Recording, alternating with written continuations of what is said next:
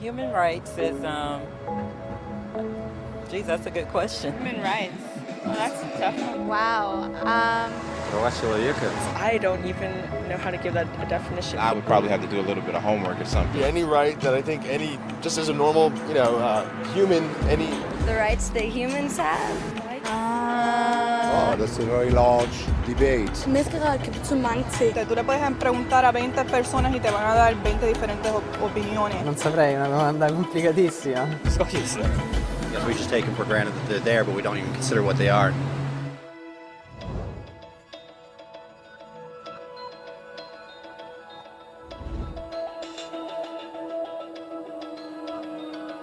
Human rights are the rights you have simply because you're human. It's how you instinctively expect and deserve to be treated as a person, like the right to live freely, to speak your mind, and to be treated as an equal. There are many kinds of rights. Most apply to a certain group. But human rights are the only ones that apply to absolutely everyone, everywhere.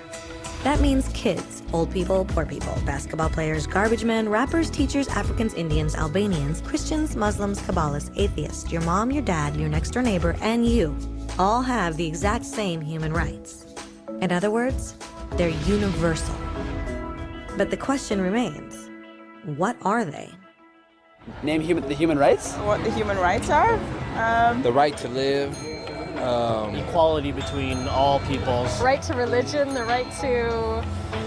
Is there supposed to be a list somewhere I should be aware of? According to the United Nations, there are a total of 30 human rights, which are usually lumped together and called simply human rights. They're all listed out in the Universal Declaration of Human Rights, which is the world's most widely accepted document on the subject. But it was a long time in coming. At first, there were no human rights. If you were in with the right crowd, you were safe. If you weren't, well, you weren't. But then a guy named Cyrus the Great decided to change all that. After conquering Babylon, he did something completely revolutionary. He announced that all slaves were free to go. He also said people had the freedom to choose their religion, no matter what crowd they were a part of. They documented his words on a clay tablet known as the Cyrus Cylinder. And just like that, human rights were born. The idea spread quickly to Greece, to India, and eventually to Rome. They noticed that people naturally followed certain laws, even if they weren't told to. They called this natural law, but it kept getting trampled on by those in power. Not until 1,000 years later in England did they finally get a king to agree that no one can overrule the rights of the people, not even a king. People's rights were finally recognized, and they were now safe from those in power. Kind of. It still took a bunch of British rebels declaring their independence before the king got the point that all men are created equal. Which isn't to say he liked the idea, but he couldn't stop them, and America was born. The French immediately followed with their own revolution for their own rights. Their list was even longer, and they insisted that these rights weren't just made up.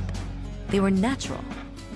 The Roman concept of natural law had become natural rights. Unfortunately, not everyone was so thrilled. In France, a general named Napoleon decided to overthrow the new French democracy and crown himself emperor of the world. He almost succeeded, but the countries of Europe joined forces and defeated him. Human rights was again a hot topic. They drew up international agreements, broadly granting many rights across Europe. But only across Europe. The rest of the world somehow still didn't qualify. Instead, they got invaded, conquered, and consumed by Europe's massive empires. But then a young lawyer from India decided enough was enough. His name was Mahatma Gandhi. And in the face of violence, he insisted that all people of Earth had rights, not just in Europe. Eventually, even Europeans started to agree. But it wasn't going to be that easy. 2 world wars erupted. Hitler exterminated half the Jewish population of Earth in horrifying Nazi death camps. And all told, 90 million people died. Never had human rights been so terrifyingly close to extinction. and never had the world been more desperate for change. So the countries of Earth banded together and formed the United Nations. Their basic purpose was to reaffirm faith in fundamental human rights, in the dignity and worth of the human person. But what were human rights? Were they the proclamations of Cyrus, the natural laws of Rome, the declarations of France? Everyone seemed to have a slightly different idea of what human rights should be. But under the supervision of Eleanor Roosevelt, they finally agreed on a set of rights that applied to absolutely everyone. The Universal Declaration of Human Rights. The French concept of natural rights had finally become human rights. So, in summary, at first, only a few lucky people had any rights, until one of those guys decided, hey, other people should have some rights too, which was great, except not everyone agreed. And it only took a few thousand years of fighting and declarations and more fighting until everyone finally agreed that human rights should apply to everyone. And they all lived happily ever after. Except for one little problem. If people have the right to food and shelter, why are 16,000 children dying of starvation every day? 1 every 5 seconds. If people have freedom of speech, why are thousands in prison for speaking their minds? If people have the right to education, why are over 1 billion adults unable to read? If slavery has truly been abolished, why are 27 million people still enslaved today? More than twice as many as in 1800. The fact is, when it was signed, the Universal Declaration of Human Rights did not have the force of law. It was optional. And despite many more documents, conventions, treaties, and laws, it's still little more than words on a page.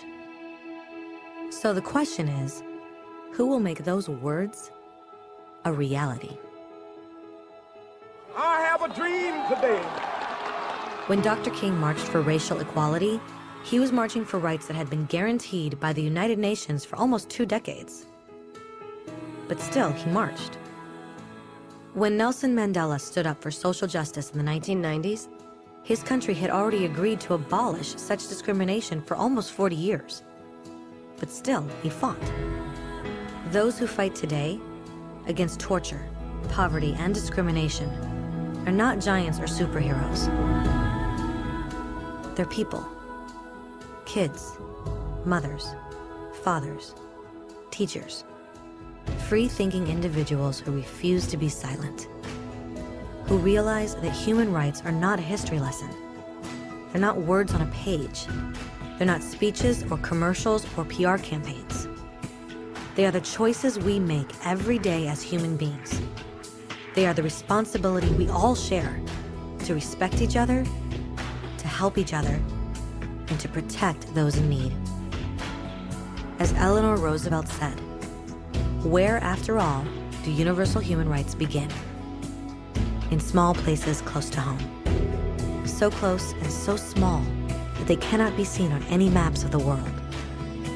Yet they are the world of the individual person, the neighborhood he lives in, the school or college he attends, the factory, farm, or office where he works. Such are the places where every man, woman, and child seeks equal justice, equal opportunity, equal dignity without discrimination.